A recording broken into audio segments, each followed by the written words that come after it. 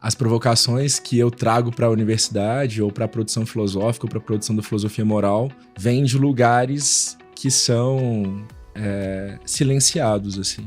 Me causava estranhamento ou mal-estar de pensar que não necessariamente aquilo que é moral é bom. Ao contrário, né? A gente vai pensar que historicamente valores e costumes e instituições tiveram completo compromisso com o aniquilamento, com o genocídio, com a destruição. Territórios sociais. Territórios sociais. Olá, eu sou Robson Santo e este é mais um Territórios Sociais, o podcast que nos faz repensar o mundo que queremos. Hoje tem em minha companhia meu amigo Alexandre Ferreira e temos a honra de receber o professor Tiago Teixeira. Tiago Teixeira, eu vou precisar de um tempinho aqui para falar um pouco de tudo que ele faz. Ele é pós-doutorando em filosofia pela FAGE, doutor em ciências sociais pela PUC Minas, mestre em filosofia pela FAGE, professor do departamento de filosofia da PUC Minas, professor do Instituto de Educação Continuada também da PUC Minas, professor do Instituto de Pesquisa em Psicanálise e Relações de Gênero e autor dos livros Políticas de Descontinuidade, Ética e Subversão, Decolonizar Valores, Ética e Diferença e Inflexões Éticas. Professor, seja muito bem-vindo. Eu que agradeço a oportunidade de estar aqui com vocês, para a gente conversar sobre essas agendas e pautas tão importantes para a gente pensar uma realidade outra possível, né? Muito feliz de estar aqui, obrigado. Nós que agradecemos. Bem-vindo. E eu falei um montão de coisas que você faz, mas eu queria começar com uma pergunta que completa a sua bio. Quem é o Tiago Teixeira e como que você chega nesse lugar? Tiago, sou uma pessoa inconformada, sempre fui. Acho que a filosofia foi esse lugar também de possibilidade de pensar a realidade, questões, sobretudo a realidade social, político-social, a partir dessa inconformidade, desse desejo de alteração, de mudança. E eu chego na filosofia muito jovem, né? Assim, tenho acesso a perspectivas muito conformadas da realidade, né? Clássicos, perspectivas na filosofia política que não apresentavam muita pluralidade de narrativas, então não tive contato com pessoas como eu, por exemplo, né? Na minha formação, perspectivas que estavam descentralizadas do norte global, da Europa, Estados Unidos, e isso foi me inquietando, até que durante a minha trajetória eu decido escrever esses livros para dizer desse lugar de inconformidade, de inquietação, de pensar uma filosofia, pensar uma filosofia moral, uma ética a partir desse lugar das perspectivas antidiscriminatórias, do antirracismo e de outras agendas que eu trago nos meus textos com muito afinco, inclusive. Mas se eu puder resumir, eu sou um inconformado. Mas como que chega até você essa outra perspectiva? Foi a partir de quando que você percebeu que falou, tem alguma coisa errada aqui em tudo que eu estou vendo, em tudo que eu estou estudando? Primeira questão foi de perceber um ocultamento, né? Ou seja, entender que eu, a minha corporalidade, o modo com que eu penso, o modo com que eu existo, era apagado completamente daquilo que eu estava procurando como lugar de produção de conhecimento. E aí eu fui fazendo alianças, né? Fui me aproximando de movimentos sociais, né? Fui me aproximando do candomblé, porque isso está fora, né, da biografia, mas eu sou um homem de candomblé, sou iniciado nas religiões de matriz africana, e fui aprendendo a observar o mundo e criticar essa realidade, que é uma das tarefas da filosofia, do exercício filosófico, a partir dessas vivências de outros lugares, né? Que pulsam, inclusive, também um desejo de não negociação da presença. Então, como é que essa perspectiva crítica em relação à própria filosofia nasce no contato com lugares que são apagados, né? E que tem uma produção intelectual, uma produção estética, uma produção cultural gigantesca e que é negligenciada, né, por essa construção de um discurso normativo ou hegemônico. Então, as provocações que eu trago para a universidade ou para a produção filosófica ou para a produção da filosofia moral vêm de lugares que são silenciados, assim. Então, eu saio, né? Eu costumo dizer que as margens, elas são lugares interessantes, né? Porque elas são produções políticas para violentar, mas ao mesmo tempo também são lugares nos quais a gente consegue se observar, consegue observar as cicatrizes que são colocadas em nós, incutidas em nós, a gente consegue se organizar a partir dessas alianças e voltar para o centro de novo e disputar o território. Então, isso que aconteceu comigo. Eu fui buscar fontes, referências, produções, intelectualidades em lugares que são completamente desacreditados e volto para o centro, volto para esses lugares que são lidos como normativos hegemônicos, tensionando o debate. Muito legal. E, Tiago, a gente, de um certo tempo para cá, a gente começa a definir a população preta, começa a se perceber preta. E eu vejo muitas pessoas falando, nem sabia que eu era preto. Você não é um preto retinto. Como que você percebeu a sua negritude e como que isso funcionou assim para essa mudança de perspectiva? Interessante entender isso, né? Porque negritude é uma identidade que é roubada no Brasil como um projeto político mesmo, né? Como um projeto de extermínio, tanto extermínio enquanto a gente fala de letalidade mesmo, de corpos tombados, mas também de extermínio das produções culturais, de qualquer ferramenta que sirva para a gente se afirmar positivamente. Então, o racismo, ele é uma tecnologia, uma técnica de aniquilamento, de silenciamento, né? De destruição de qualquer possibilidade de nós nos observarmos em lugares de positividade, afirmação, de intelectualidade. E eu não sou muito diferente da maioria das pessoas, né? Que, inclusive pelo processo de miscigenação, de colorismo, esses processos que intensificam as agências do racismo, né? Então, racismo é um sistema complexo que vai acionar um corpo retinto com a violência, mas também vai acionar um corpo menos retinto também com violência.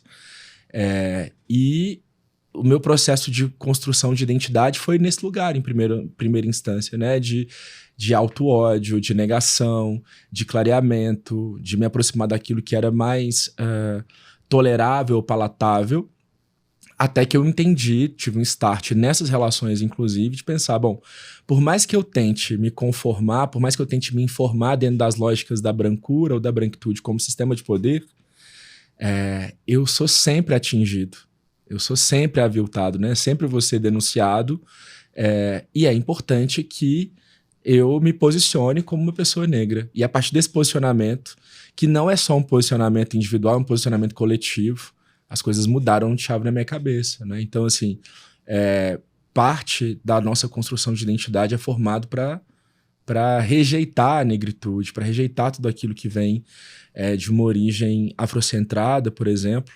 E o processo de quebra, o processo de mudança, ele no meu caso, veio a partir dessa constatação que por mais que eu fugisse ou tentasse me adequar, eu sempre seria denunciado. Então eu precisava recalibrar minha perspectiva para me afirmar enquanto sujeito, enquanto corpo, e eu começo a fazer isso traçando alianças com os meus, né? Legal. Bacana. Vamos entrar um pouquinho na sua obra. A palavra ética, ela está presente em todos os títulos dos seus livros. Sim. Políticas de descontinuidade, ética e subversão, decolonizar valores, ética e diferença e inflexões éticas.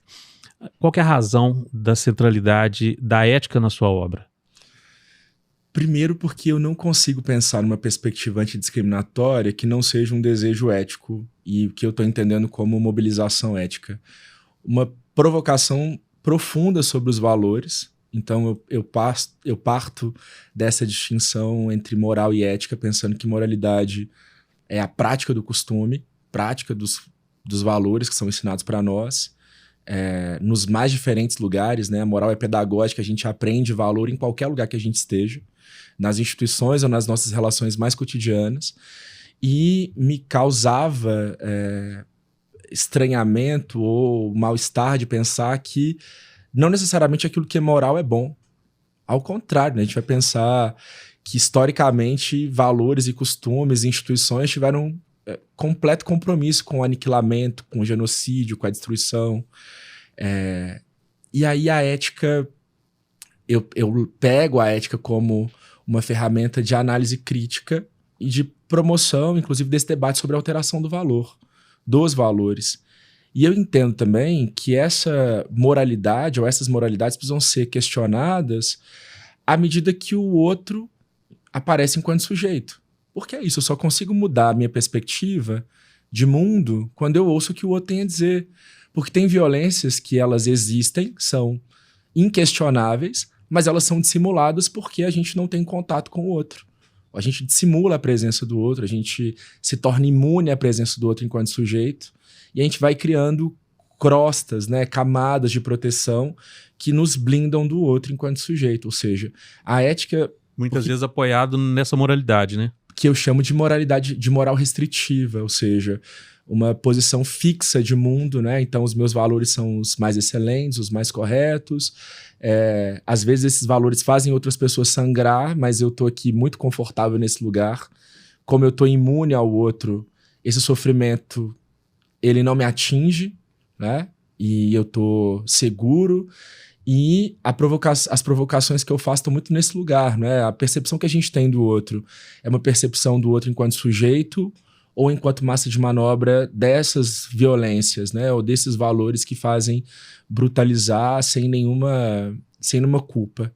Então, eu trago essa reflexão para a filosofia moral ou para a ética muito desse lugar de tensionar isso que é organizado como valor moral.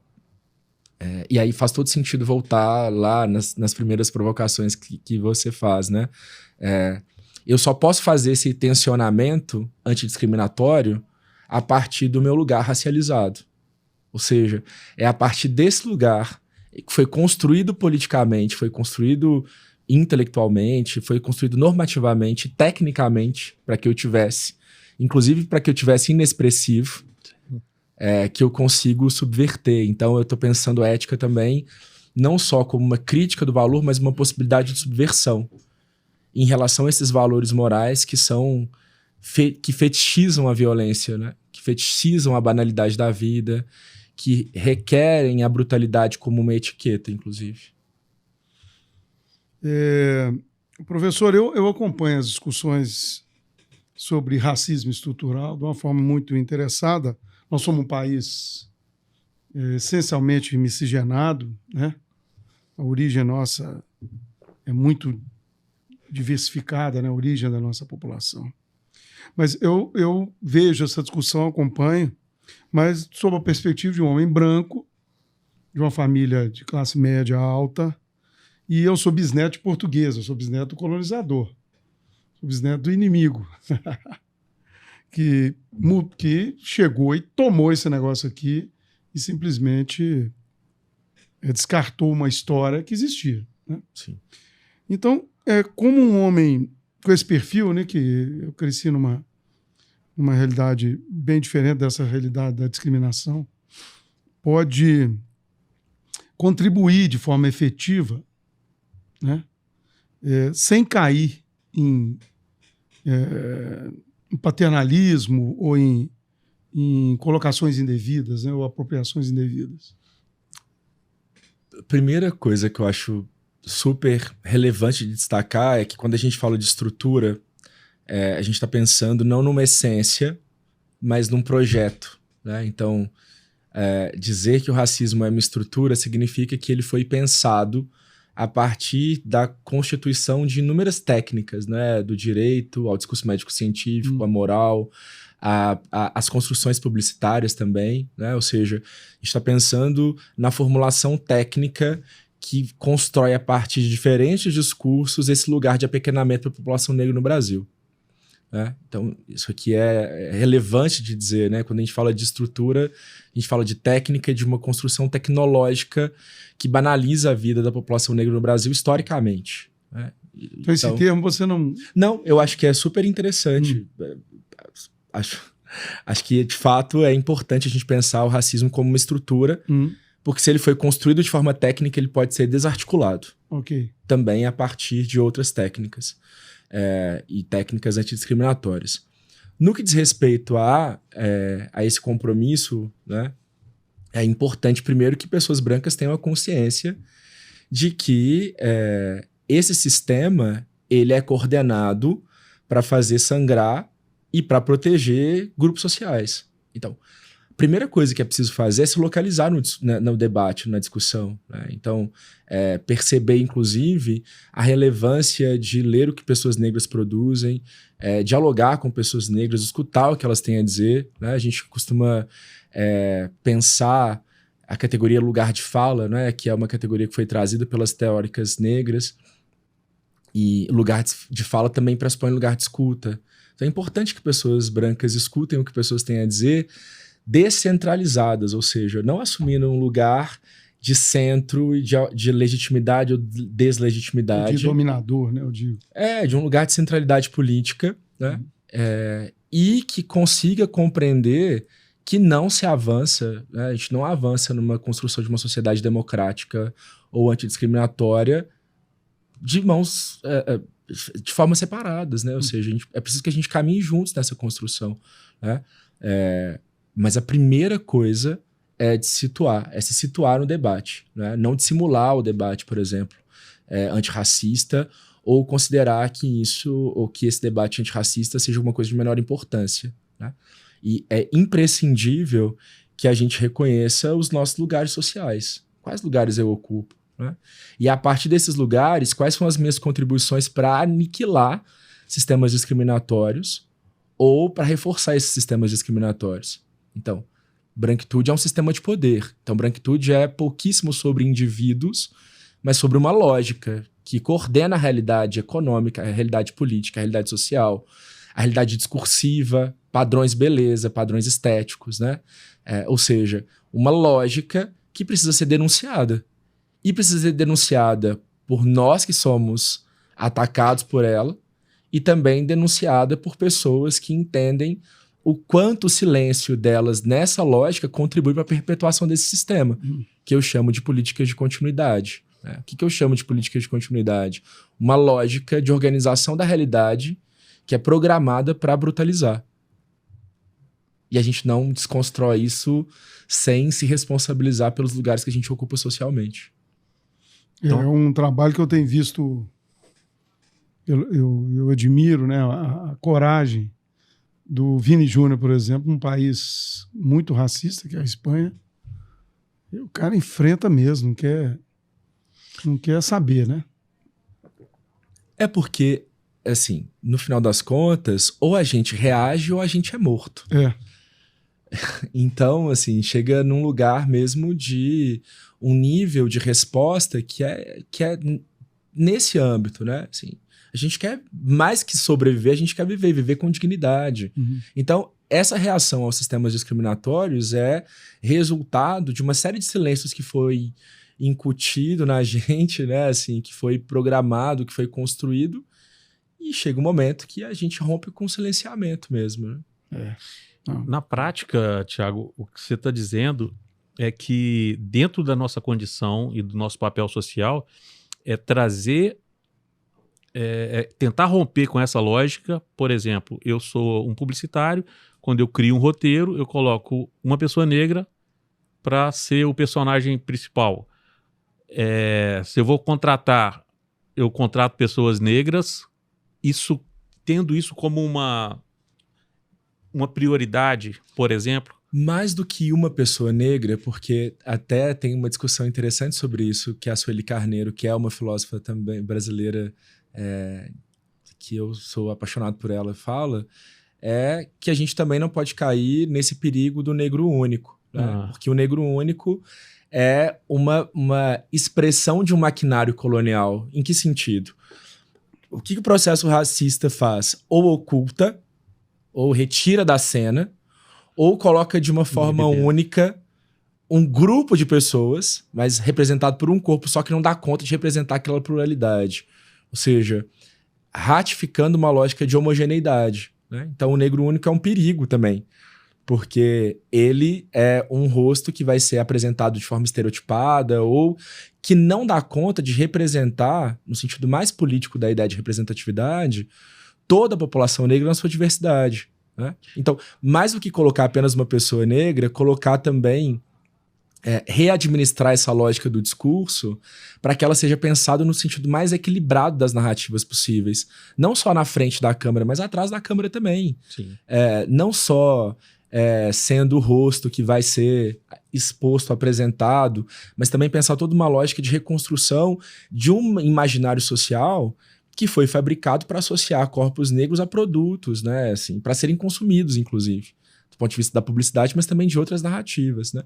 Então, mais do que só se fixar ou se deter nessa ideia de representação, porque representação é esvaziada, é plástica, Mas pensar na representatividade como uma reorganização da lógica da construção do discurso. E é claro que não se faz isso longe da presença de pessoas racializadas. Então, o que se traz é interessante, né? Importante que pessoas negras estejam no processo. Em todo ele. Né? Eu acho que essa prática, ela deve ser o tempo todo sustentada para que a gente possa trazer isso de uma forma para o dia a dia, sem que isso seja essa cota do, olha, nós vamos fazer uma novela e aí tem um núcleo que tem que ter um negro. Não. O Jorge Furtado fez aquele filme O Homem que Copiava, que tinha tudo para ser uma pessoa branca dentro dessa lógica que a gente tem. E ele colocou o Lázaro Ramos para ser o protagonista. Porque não fazia sentido não ser. Mas se a gente fosse pensar numa lógica normal de um diretor gaúcho, que a maior parte do filme era branca, seria um homem branco. Uhum. E ele colocou o Lázaro Ramos. Então é nesse sentido de vamos quebrar mesmo esses paradigmas. E não negociar com esse imaginário que é produzido ao longo do nosso processo de formação histórico, social, que insiste em colocar sujeitos negros em lugares estereotipados, quebrados de identidade, com narrativas de apequenamento, né? Então, assim, a gente cresceu tendo contato com produções midiáticas que colocavam pessoas negras em lugares muito problemáticos do ponto de vista do estereótipo, né? Assim, o estereótipo, ele é uma fórmula de organização do imaginário também, né? De dizer quem vai ser o sujeito do afeto, quem vai ser visto como intelectual, quem vai ser visto como racional e quem vai ser visto como ridículo, como risível, como depreciado. O violento, o hipersexualizado. Então, é interessante ver como que essa construção do discurso, e eu falo isso muito para os meus alunos da comunicação social, né? Que discurso não é uma mera ventilação de palavras, mas discurso é uma forma de organizar o mundo. Sim. Né? E é imprescindível que essas produções midiáticas ou que a comunicação social, de modo geral, seja provocado por essa reformulação dos discursos, para que a gente consiga criar outros imaginários, né? Outras referências de imagem para pessoas negras, para mulheres, para pessoas com deficiência, para povos indígenas, para outros sujeitos também que são atingidos por esse lugar do estereótipo. Falando dessa crença que tinha no Brasil, de que o Brasil não era um país racista, né? Até pegando um gancho na sua resposta ao Alexandre, mas feito uma pesquisa, um estudo em 2023, pelo Instituto de Referência Negra Peregum e pelo projeto SETA, Sistema de Educação por uma Transformação Antirracista. E esse estudo revelou que 81% dos brasileiros consideram o Brasil um país racista. Mas o mais estranho de tudo isso é que apenas 11% dos entrevistados não reconhece práticas racistas no seu próprio comportamento. Então, 81% acha que o Brasil é racista, que o país é racista, mas apenas 11% se vê em comportamento racista. Por que isso acontece? Eu vou usar um conceito de um outro teórico que eu gosto muito, que é o Attili Bembe, autor de Necropolítica, que eu te apresentei também. O Bembe pensa nessa tecnicidade do racismo e na profusão, né, do discurso de racialidade ou de construção do inimigo, né? Do corpo negro como um corpo que deve criar, para manutenção de uma lógica discriminatória, pânico. E aí ele vai usar uma categoria que ele chama de nanorracismo. Então, pensar que essas lógicas discriminatórias, elas são produzidas, mas ao mesmo tempo também elas são difundidas em lugares que a gente, às vezes, nem vê o perigo, como, por exemplo, no humor depreciativo ou no humor discriminatório. Né? Mas, ao mesmo tempo também nas imagens que são produzidas nas novelas, no cinema, no livro didático, que coloca pessoas negras ou a população negra em lugares muito bem marcados. Né? Muito recentemente, eu escrevi um artigo sobre isso, o caso de um garoto que sofreu racismo em sala de aula. E aí ele sofreu várias ofensas que eu não tenho nem coragem de dizer aqui. E foi levado a considerar que ele tinha que ser mais resiliente. Né? Então, a pessoa é vitimada, nós somos vitimados, e a gente tem que se manter forte diante dessa violência, sendo revitimado, né? E aí no artigo eu questiono isso, né? Será que quando esse garoto de 8 anos abre o livro didático, ele vai ter uma quebra desse discurso que foi direcionado para ele? Ou será que o livro didático, enquanto um instrumento de organização também da realidade, ou de apresentação, uma janela pela qual você vê o mundo, essa narrativa que foi direcionada para ele vai quebrada? Então, na miudeza, né, nos lugares, claro que mais complexos, técnicas que são observáveis, mas também na miudeza o racismo é disseminado, né? Nesse lugar de um enraizamento da profusão muito generalizada desses valores discriminatórios. Então, faz muito sentido, né, observar que as pessoas conseguem considerar o racismo enquanto prática discriminatória, de organização, de letalidade, mas não conseguem observar se ventilando esses valores, porque eles são sofisticados mesmo, eles são montados para ser sofisticados. E por isso é tão importante que a gente fale de perspectivas antidiscriminatórias ou antirracistas e denuncie a complexidade desse sistema, né? Desde a miudeza até as referências e tecnologias mais sofisticadas de disseminação da violência. Muitas vezes por não dimensionar o que é de fato um ato racista ou não. E aí ela, não me vejo racista, por aí? Uma das questões que a gente pode também pensar é que geralmente as pessoas associam racismo a relações intersubjetivas. Então, a ofensa, a injúria, né, que é muito direcionada. E um dos problemas que isso aqui traz é de pensar que se eu digo que alguém foi racista comigo e que o problema está nesse circuito da relação intersubjetiva, eu escapo, por exemplo, da análise de pensar como a sociedade é racista, como as instituições são mobilizadas por valores de racialidade, né? Então, uma das coisas que eu também não acho que é acidental, também acho que é tecnicamente fabricado ou produzido, é essa redução do racismo às relações intersubjetivas, quando, na verdade, ele é uma cadeia, é um sistema, que envolve cultura, que envolve instituições, que envolve sistemas discursivos e técnicos, né? Então, tem inúmeros exemplos, mas tem um que eu sempre trago em sala de aula, que é uma pesquisa que foi desenvolvida na década de 30 até 70, que foi numa colônia negra nos Estados Unidos. Um grupo de pesquisadores infecta essas pessoas com uma IST, com sífilis, para ver como que a sífilis ia se desenvolver em um corpo que, segundo eles, era, entre aspas, de sangue ruim. E aí a gente consegue observar, por exemplo, que o discurso ele não é neutro.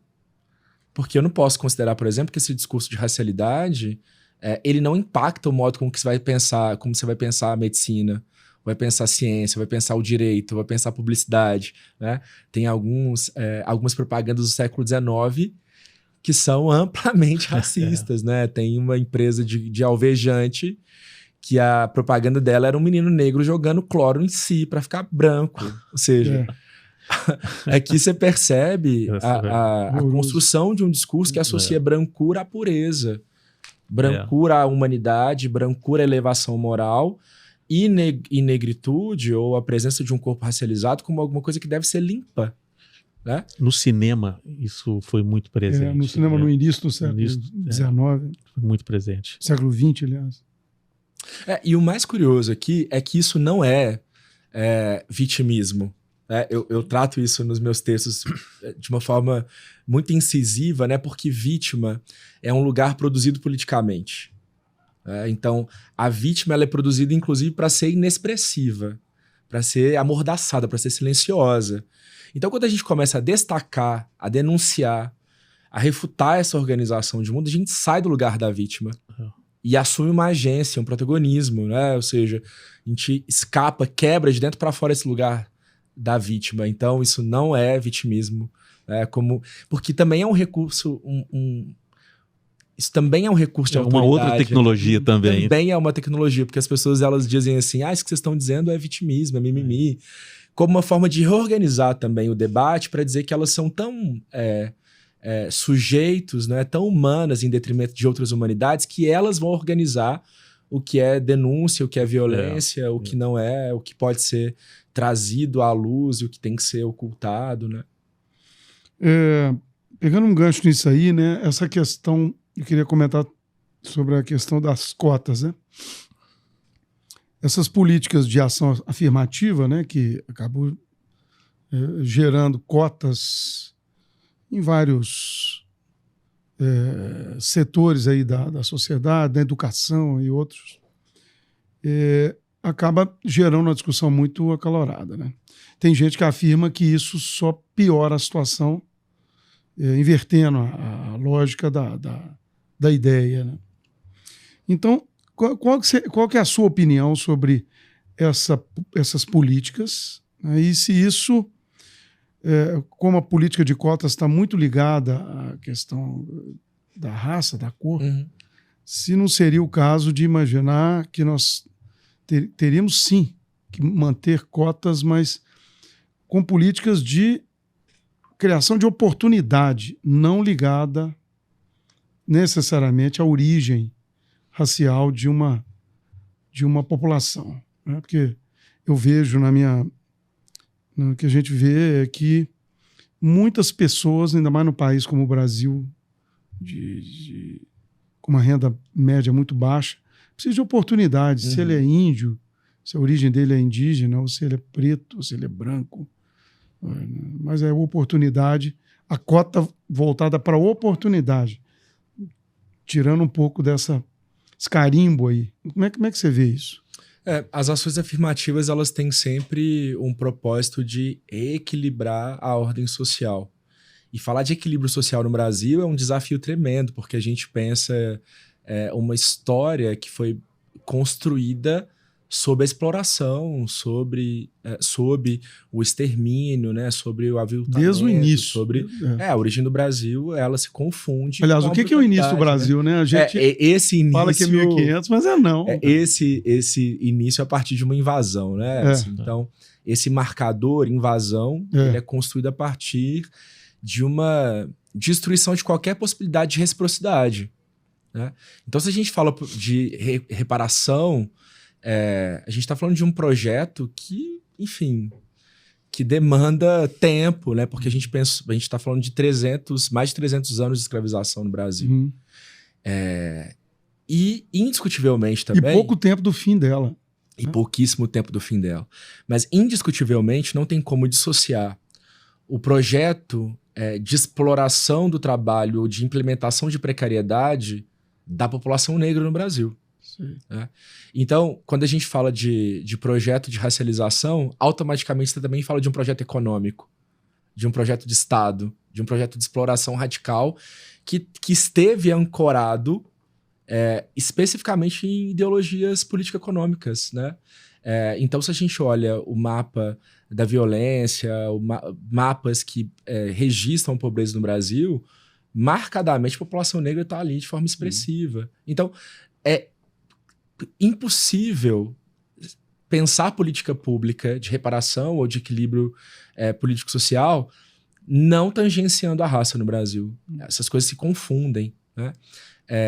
E a gente precisa dizer, nesse lugar, da reciprocidade versus a ideia de inimizade, né? Então tem uma coisa interessante que o Attila Mbembe diz também, que é nós precisamos pensar que políticas discriminatórias constroem inimizade, não rivalidade. Rivalidade pressupõe um nível de equilíbrio, de reciprocidade entre nós. Mas equilibrada. Enquanto que inimizade é um projeto político de construção do outro como alguém que é o meu alvo. Né? E historicamente a população negra no Brasil foi construída como inimiga, né?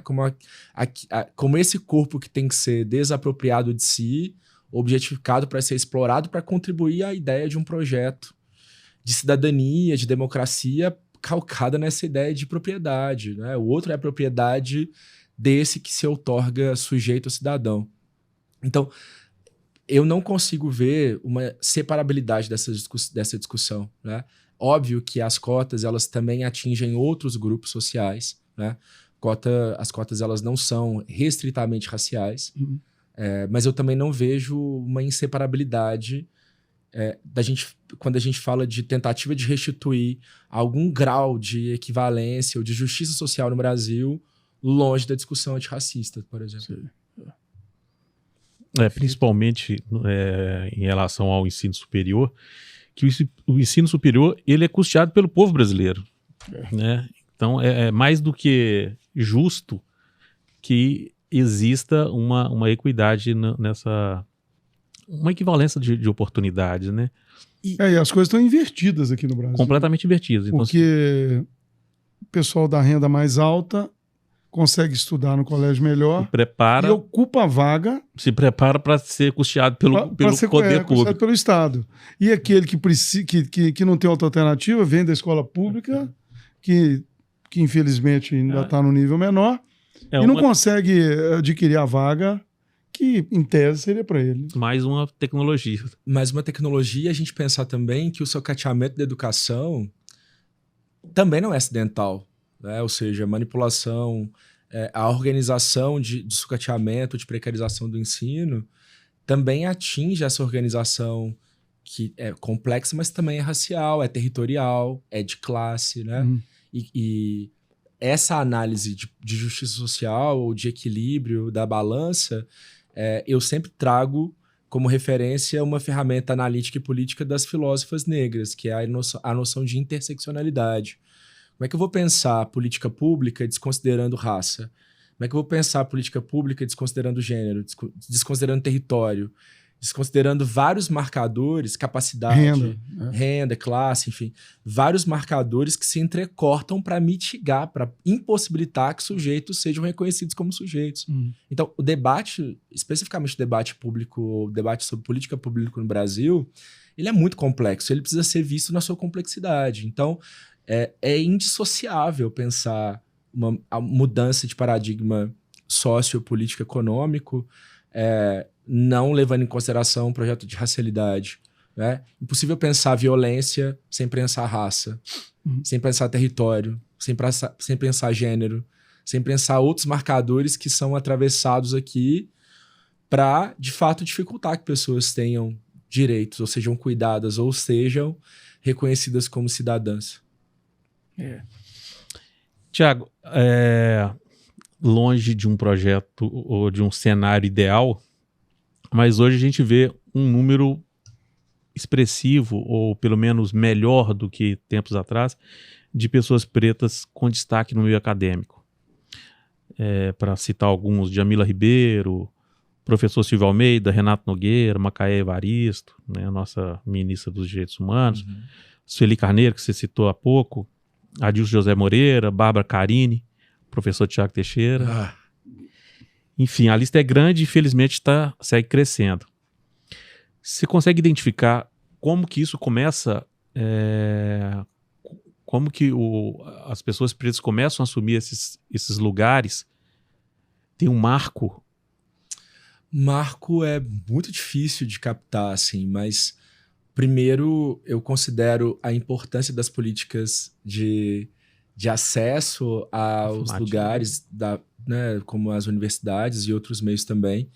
Isso é imprescindível para que a gente mude, né, assim, até a forma de produzir pensamento, produzir intelectualidade, produzir outras lentes para interpretar o mundo, né? A gente estava falando agora, né, dos filósofos clássicos. Sim. E aí vem o Renato Nogueira, que traz uma outra turma de filósofos, outros diálogos, né? Traz uma filosofia africana, valores éticos, inclusive, de uma filosofia africana que eu particularmente também uso direto e indiretamente, que é a noção de Ubuntu, né? Eu sou porque nós somos.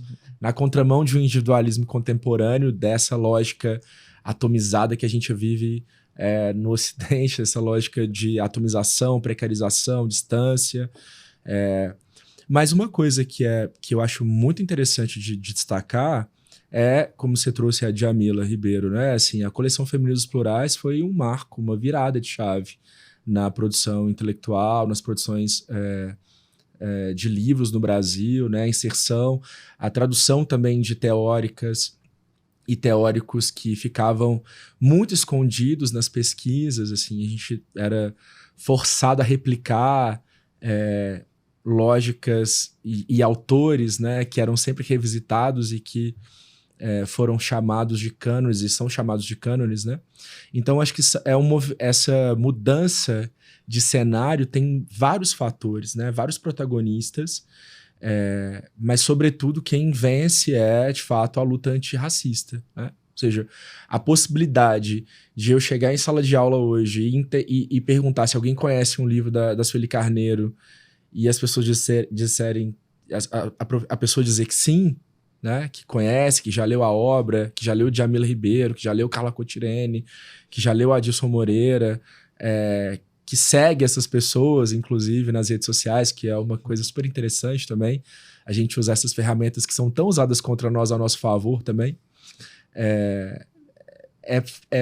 produto de um novo cenário de inserção, né, de mudança de paradigma mesmo. Eu acho que não consigo localizar o marco, mas eu consigo observar uma série de cenas que compõem esse novo... Mas é um cenário recente, né? Esse novo cenário, assim, essa nova realidade, assim. Embora a gente precisa muito ser fiel à memória, né? Então, teóricas como a Lélia Gonzalez, por exemplo, no Brasil, que já fazia um debate incrível, também interseccionando o gênero, raça, né? Pensando o cenário brasileiro intracultura e também em relação a outras políticos, outros cenários políticos, né? A Sueli Carneiro e Abdias Nascimento, pensadores e pensadores que já faziam esse debate há muito tempo, né? E que por sorte... Nego Bispo, né? Nego Bispo gigante, né? E que por sorte, não por sorte, como um projeto político de resistência são recuperados. Né? Professor, nós temos um trabalho, nós na Capta temos um trabalho já de vários anos junto à saúde pública, junto ao SUS, né? Uhum. Eu, particularmente, sou um grande defensor do SUS. Eu costumo dizer que só critica o SUS quem não conhece o SUS, né? Os indicadores de saúde no Brasil, antes do SUS e depois do SUS, principalmente na atenção básica, são gigantescos. As mudanças foram enormes, né? Mortalidade infantil, a própria longevidade, né? Expectativa média de vida, uma série de outros indicadores. Aí a gente vê, o ano passado, vê os números, né, de investimento nisso. O ano passado, o SUS teve um orçamento de 221 bilhões de reais. Enquanto que o Ministério da Educação, 110. A educação também ainda tem a contribuição do Estado e do município, mas, ou seja, não é a metade, mas é muito menos do que a maior parte é do Estado, é da União. Uhum. Enfim, será que a criação de um sistema único de educação que fortalecesse essa coisa tão importante, que inclusive a gente que milita mais perto da saúde pública vê uma ligação direta de nível cultural, educacional, com a condição de saúde? É impressionante como é que locais onde a condição sociocultural é melhor, os indicadores de saúde são muito melhores de onde, ou seja, a ignorância, num sentido não pejorativo, a ignorância, falta de conhecimento, afeta pesadamente a condição de saúde da pessoa, né? Então, ou seja, até que ponto que um trabalho unificado na educação, né? Sim. O senhor que é professor, né, é do setor, poderia mudar esse cenário? A gente tem inúmeros desafios aqui para pensar a educação no Brasil, né? Sobretudo, como eu mencionei há pouco, né? Imaginar que o sucateamento nunca é um acidente, mas resultado de um projeto político. E até para a gente falar de educação mesmo, existem regulamentações que se preocupam em trazer à tona a cultura brasileira, afrodiaspórica, o debate da importância da população indígena e da cultura e da tecnologia e tudo isso, mas a gente esbarra, por exemplo, no preconceito mesmo, né? Ou seja, em adesões muito particulares de pessoas que não querem falar sobre pautas antirracistas ou que não querem falar sobre outras perspectivas de saúde, né? Então, oriundas de outras referências de medicina, por exemplo, né? Existe uma medicina africana, existem medicinas africanas que são amplamente diferentes da medicina ocidental, porque entendem que o sujeito ele não é um ato isolado, o sujeito é uma integralidade. E aí tem tudo a ver com o que você trouxe, né? O contexto diz respeito à saúde, como eu sou visto, as relações que eu faço, que eu... É tratar da pessoa, não da doença, né? Exato, né? E é completamente diferente da perspectiva ocidental, né? Assim, então, a gente vai pensar o sintoma e não a pessoa, vai pensar a parte do corpo e não a integralidade, mente, corpo, né? Então, acho que o distanciamento dessas outras referências culturais, especificamente africanas e indígenas... E asiática também. E asiáticas, né? Asiática, contribuem para essa percepção borrada, né? Inclusive da importância. Porque a gente vai considerar o que é importante aquilo que é apresentado para nós, né? Isso até do ponto de vista ético também eu falo isso com frequência, né? Assim, reconhecimento é uma categoria mediada ou imediata? Só a presença de alguém diante de mim me faz reconhecer esse sujeito, como pessoa? Não. Porque se esse corpo for apresentado a partir da injúria, da precariedade, enfim, da brutalidade, da violência, da desumanidade, eu não vou reconhecer esse corpo como humano, né? Então, retirar... Ou como ético, né? Ou como ético, no sentido do cuidado, do diálogo, do respeito e tudo mais. Então, retirar... das pessoas, e do ponto de vista da educação, como você trouxe, retirar das pessoas ferramentas para olharem a si mesmas de forma integral, afirmativa, também é um recurso sofisticado de manutenção de poder. Você fala muito do corpo público. Queria que você falasse um pouquinho disso. Eu tô trazendo essa categoria no Políticas de Descontinuidade. Eu tô pensando que políticas discriminatórias desmontam intencionalmente humanidades. Em que sentido? Um corpo racializado, por exemplo, ele vai ser exposto a partir de discursos de injúria. E essa exposição faz com que esse corpo ele seja brutalizado. Porque a ideia é desmontar a humanidade de pessoas a partir de marcadores de diferença, né? Diferença que é uma categoria ética por excelência, mas que é apresentada na modernidade como sinônimo de rebaixamento, de subalternidade. A diferença faz com que a gente consiga observar que nós somos diversos e que a gente precisa construir uma realidade plural, né? Mas toda a diferença a partir da modernidade foi construída como subalternidade, né?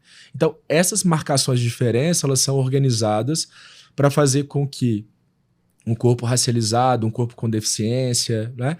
Que essas marcações elas sejam justificativas para a violência. Então, o corpo público ele é apresentado como desumano.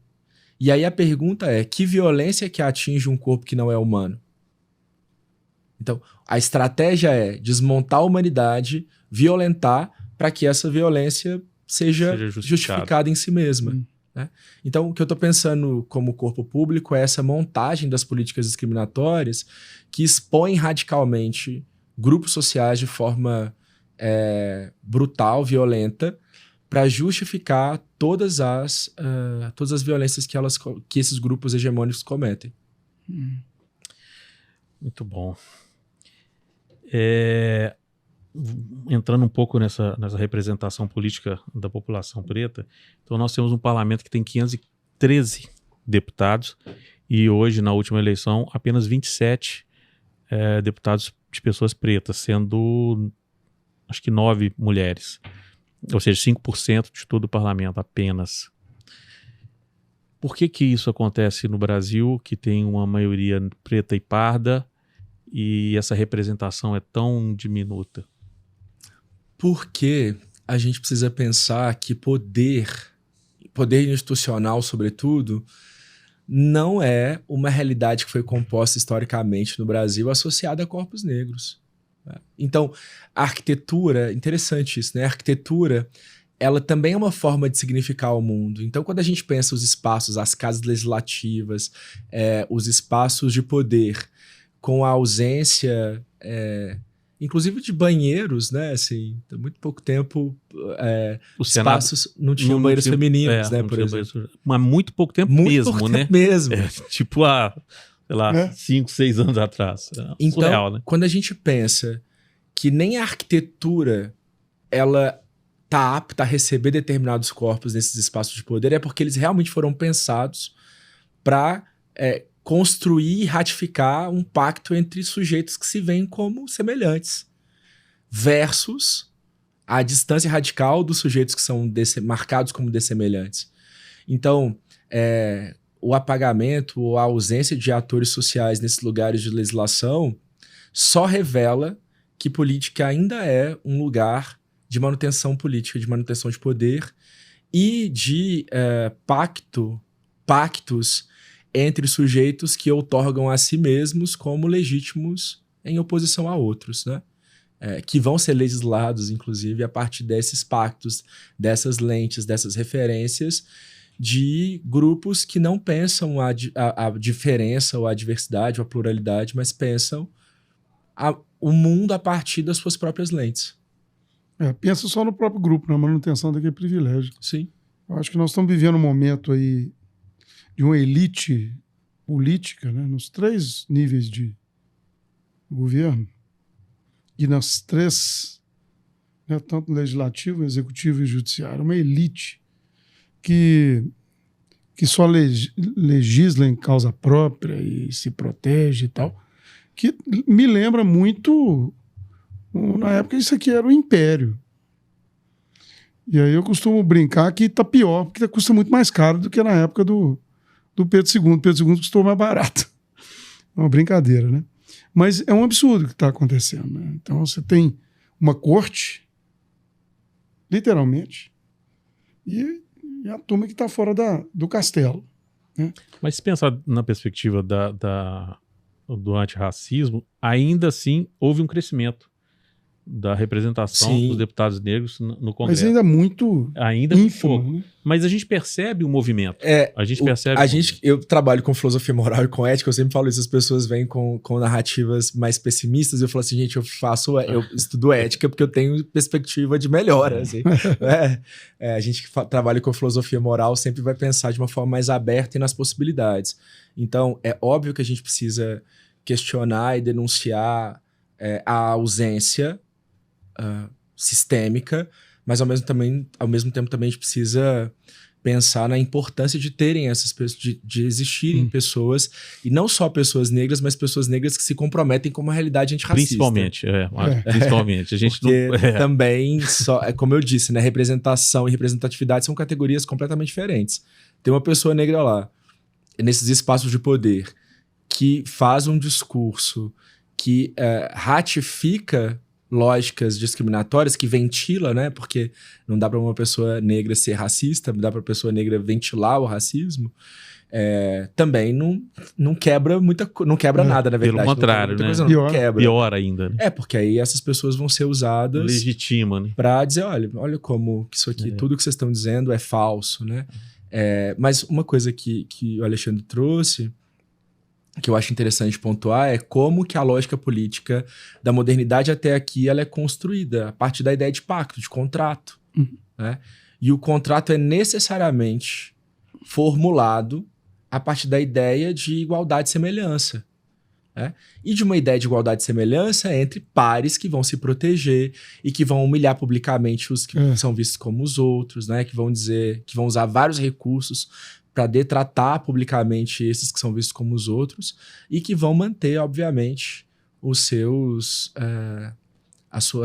privilégios e vantagens entre si.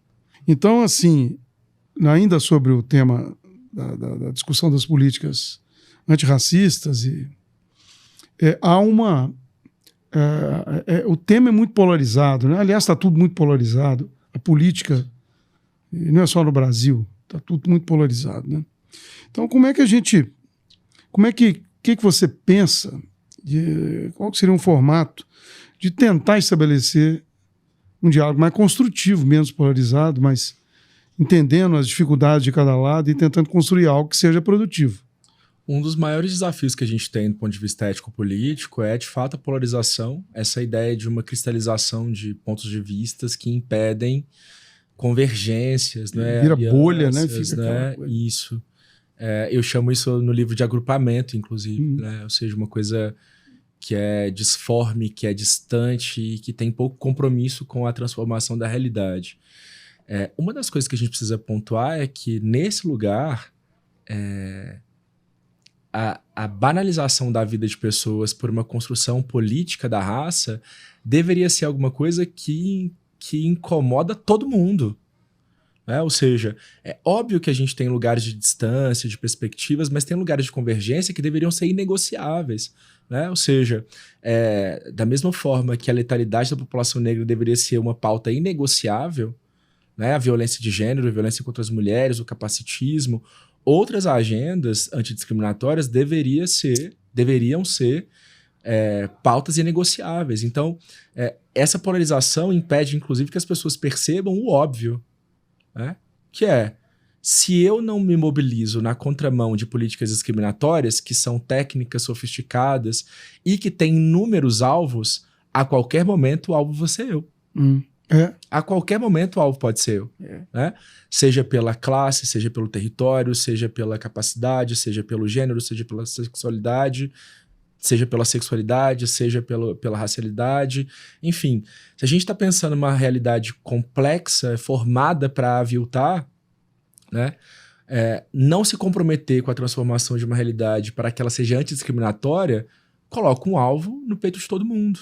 Então, o que mais me choca é, nesse campo da polaridade, a gente ser incapaz de chegar nesses pontos de convergência ou de pensar no comum ou no óbvio, que a garantia da dignidade humana não deveria ser questionada, deveria ser alguma coisa inatacável. Então, quando as pessoas se distanciam das políticas antirracistas, ventilando essa ideia de vitimismo, mimimi ou de alguma coisa menos importante, o que se faz aqui é não pensar, por exemplo, que a população negra no Brasil historicamente sofre, é massacrada, é encarcerada, é patologizada, tem dificuldades absurdas, agudas, e que isso aqui não deveria ser alguma coisa relativizada ou questionada. Não podia ser aceitado. Exatamente. Normal. Então, o maior desafio que a gente tem nesse lugar de polaridade, que eu acredito, é a dificuldade que a gente passa a ter de convergência e de pontos em comum, sobretudo no que diz respeito à dignidade humana. Mas aí a gente vai voltar naquela história do inimigo. Exato. E desse discurso que coloca a pessoa preta como um inimigo. Sim. Então isso fica mais do que normalizado, é quase que necessário para essa turma que pensa dessa forma. E aí vai se construindo discursos políticos e elegendo representantes que pensam e agem dessa forma. E aí, eu queria que você nos ajudasse com o termo do Sérgio Buarque, que é a ideologia da cordialidade. Então, quando você fala, a gente aceita que um corpo seja morto, essa letalidade da polícia, então ideologia da cordialidade, esse brasileiro, tá tudo bem, não, vem cá, vamos, tá tudo certo. Como acabar com isso para que a gente faça de fato essas mudanças de forma profunda, verdadeira? Primeiro, desfazendo essas dissimulações, né? Assim, porque uma das coisas que garante perpetuação de poder é a dissimulação. Dissimulação, inclusive, da própria realidade. Nós não somos cordiais, né? A miscigenação, a pluralidade de pessoas no Brasil, ela é marcada por violências agudas. Então, a primeira coisa que a gente precisa fazer é parar de dissimular e entender que, de fato, as nossas diferenças foram transformadas em recursos de manutenção de poder e de brutalidade. Fazer isso requer um desafio profundo de todos e todas nós, né? No final das contas, está todo mundo sendo chamado a desfazer esse imaginário que foi construído de que nós vivemos bem com as diferenças, porque nós não convivemos, né? Ao contrário, elas são usadas e atualizadas em todos os lugares, inclusive nas próprias redes sociais. A gente tem um teórico que eu também gosto, que é o Luiz Valério Trindade, e ele escreve sobre o discurso de ódio nas redes, a partir dessa chave do antirracismo, né? E uma coisa que o Luiz Valério diz que eu acho super interessante é: só há discurso de ódio, só há racismo na rede social, na vida online, porque há a incidência dessas práticas discriminatórias na vida offline. Não há uma diferença radical, né? Não são dois mundos. São duas realidades que se retroalimentam, que contribuem umas para as outras. Então, assim, a gente está pensando, inclusive, na atualização de tecnologias de comunicação que atualizam e ritualizam violências da nossa experiência política concreta. Ou seja, a questão é mais profunda mesmo. E a gente precisa se comprometer para a alteração desses cenários. Inclusive, desfazer essa lógica de que nós convivemos bem com a diferença, porque parte da resolução de problema é considerar que ele existe. Parte da resolução das questões é considerar. Por que a dissimulação é um perigo? Porque se eu dissimulo que o racismo existe, eu não enfrento o racismo. Ninguém olha pra Você não resolve a questão. A Audre Lorde diz isso, né? Assim, uma das questões mais agudas e problemáticas de lidar com como as diferenças são tratadas na modernidade é que elas são dissimuladas. Essa ideia de que nós somos todos humanos, todos iguais, não vejo cor. Primeiro que isso aqui faz com que a gente não tenha clareza de observar, por exemplo, que a ideia de humanidade ela não é alguma coisa espontânea, né? Nem todo mundo é visto como humano o tempo todo, a depender das localizações sociais, né? Então, assim, a humanidade é uma categoria política que é negociada a depender da violência que o corpo vai sofrer. Então, assim, não localizar esse debate e dissimular que essas humanidades são perdidas de forma intencional não resolve o problema. Ao contrário, né? Assim, faz com que ele se mantenha. Então, negligenciar a não cordialidade faz com que a gente mantenha uma lógica de racismo no Brasil. E por que a gente vê, né, as pessoas amam a música negra, idolatram atletas negros e acabam muitas vezes se apropriando dessa cultura? E mais uma vez eu não posso deixar de citar aí que a gente vê no futebol, é surreal. E essas pessoas que idolatram, que se apropriam, são racistas, né? O futebol é uma vitrine que isso... Uhum. E não é só... Eu falei a Espanha há pouco tempo, mas aqui no Brasil tem, na Argentina tem, para todo lado tem, em Portugal tem.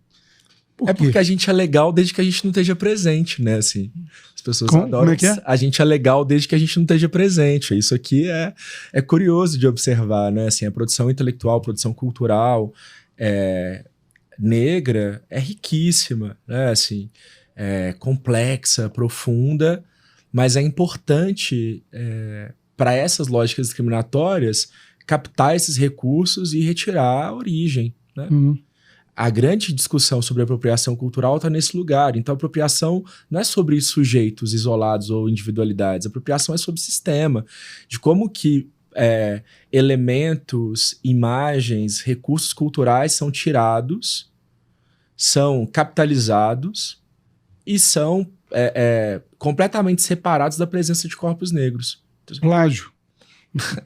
Assim, um tipo de plágio, assim, mas mais profundo, porque aí tem um grau de genocídio também, não é? Assim, Você tira aquilo que há de mais elementar na expressão cultural, comercializa essa expressão cultural e não devolve para essa população de onde você tirou nada. Ao contrário, das vezes contribui para a violência em relação a essa origem. Né? Então, quando a gente fala de apropriação cultural, e tem uma obra sobre esse tema que é do Rodney Williams, que chama Apropriação Cultural, inclusive, e ele diz isso muito pontualmente no texto. Né? A apropriação cultural é sobre como o racismo atua como sistema de poder. Não é sobre individualidades, não é sobre o que o Robson usa ou deixa de usar. É como que os sistemas, como que empresas e instituições retiram indústrias, retiram da população negra, indígena e outras tantas culturas substrato, elementos culturais, referências, plastificam, comercializam esses elementos e não devolvem para esses lugares de origem nada, nem reconhecimento. Um exemplo disso é no documentário Axé, o Canto de um Povo, que foi uma explosão de sucesso nas décadas de 90, se não estiver enganado. E a maior parte dessas pessoas que construíram esse movimento hoje vivem em situação precarizada. Você pensar quais são os nomes que a gente automaticamente pensa quando rememora o axé enquanto estilo musical no Brasil. Não é? E aí, bom, não é sobre determinados cantores ou cantoras não poderem, não é sobre interdito, né? Não é sobre a cantora não poder cantar axé, por exemplo. É sobre como que essa lógica da indústria retira, inclusive do próprio imaginário, né? A população negra dos seus lugares de produção cultural. Enfim. Surreal, eu acho. Mas... Falando de música, o rap ele é sempre muito incisivo quando trata da temática do racismo, né? Os Racionais MCs, Emicida. Mas o Djonga foi mais contundente na sua letra, que ele diz fogo nos racistas. Como intelectual, como que você vê essa manifestação e qual o impacto disso na cabeça dos jovens negros e brancos? Eu entendo, e eu falo isso publicamente com muita frequência, que a gente produz uma ética do afeto, né? O que eu produzo é uma ética do afeto. E dentre as várias camadas do afeto, ou das construções afetivas, as pessoas esperam, na lógica discriminatória, que elas nos agridam e que a gente devolva flor. Pensar uma política antidiscriminatória também é ser afetado pela raiva, pelo incômodo, né? Então, eu leio esse posicionamento como um marcador de inquietação e de, dentro dessa política do afeto, incorporar o ódio dentro dessa lógica de é inaceitável o racismo, é inaceitável a misoginia, é inaceitável o capacitismo, a homotransfobia, né? São experiências de mundo que deveriam ser revoltantes para todos nós. E se em algum momento uma pessoa tem medo dessa frase, é porque, de algum modo, ela guarda algum interesse pela continuidade desse sistema político, né? Então, eu observo esse posicionamento como os nossos posicionamentos de inconformidade, de inquietude, né, de desejo por uma sociedade que seja não menos discriminatória, que não seja discriminatória, né? E a gente não consegue se mobilizar se a gente não for provocado. Então, o ódio ao racismo é uma adesão ética. Perfeito. O ódio à misoginia, ao capacitismo, também são adesões éticas, né? Então, eu observo a necessidade da gente se manter nesse lugar de revolta mesmo. É para odiar mesmo, né? É para odiar, não tem meio termo, não.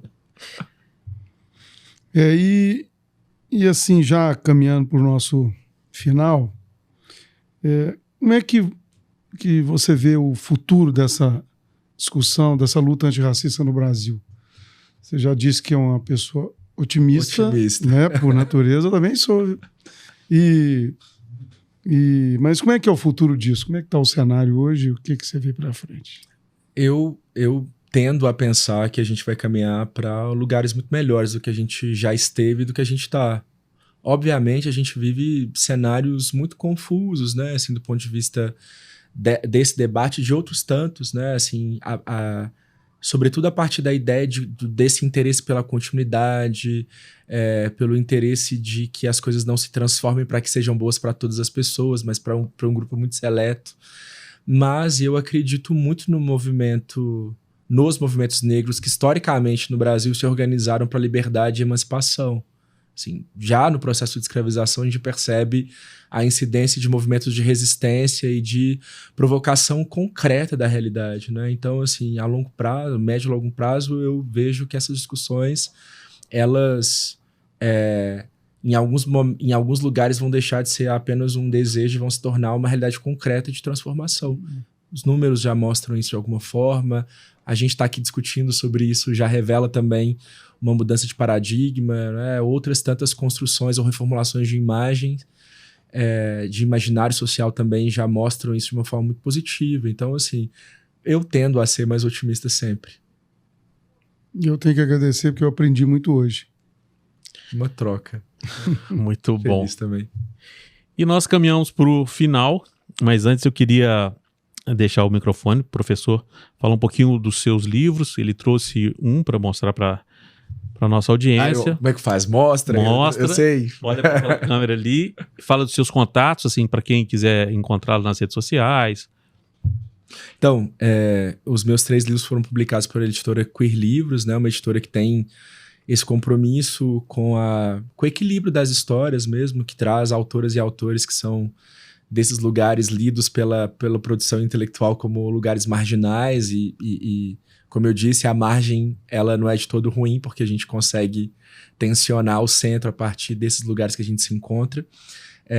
No Instagram tem um perfil, né, que é o Thiago Teixeira F, e eu também, meu Instagram é sempre uma continuidade dos meus livros, eu sempre coloco lá conteúdos e debates que são concernentes a essas temáticas e agendas, né, antirracismo, perspectivas antidiscriminatórias de modo geral. Agradeço muito o convite, estou muito feliz, acho que passou muito rápido, inclusive, estou achando. Foi muito bom. Eu sempre acho todos os episódios muito especiais, mas eu confesso que esse tem um sabor especial. Há muito tempo que eu não falava com o Thiago. Foi um prazer enorme reencontrá-lo. E eu já quero deixar aqui o convite para o próximo episódio, trazê-lo de novo para a gente falar de uma outra temática que o Thiago também milita, que é e ele vai me ajudar aqui com as letras, que é a temática do LGBTQIAPN+. Isso. Falei certo. Que bom. E eu agradeço a você que nos acompanhou em mais um episódio Territórios Sociais. Peço a você que curta, que compartilhe e participe. Nós precisamos de todo mundo para fazer a mudança que a gente tanto precisa, tanto necessita. A gente vai construir um mundo muito melhor se todos participarem. Foi um prazer estar com você e até a próxima. Territórios Sociais. Territórios Sociais. Territórios Sociais.